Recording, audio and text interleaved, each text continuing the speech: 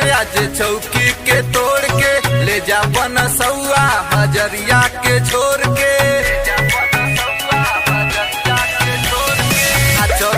दास आज चौकी के तोड़ के ले जा बनसौआ हजरिया के छोड़ के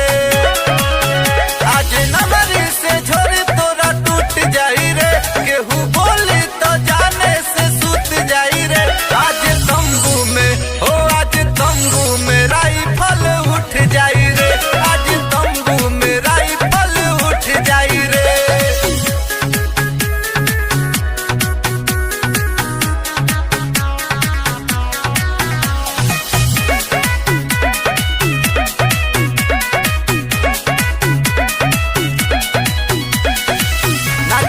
बबुनी जनी घबरा तू तोड़ी दया चौकी के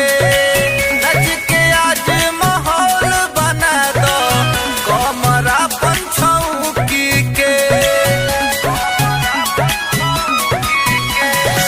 नच से बबुनी जनी घबरा तू तोड़ी दया चौकी के नच के आज माहौल बना दो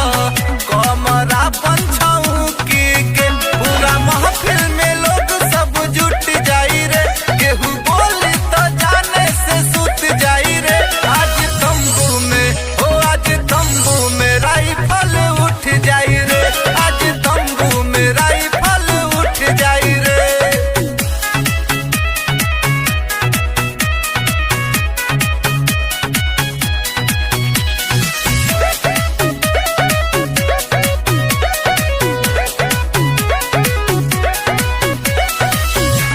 तू एकदम कटीली नचनिया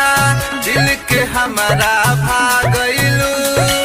नच के अपना यही अदा पर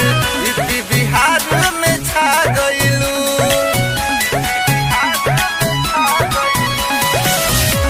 तू एकदम कटीली नचनिया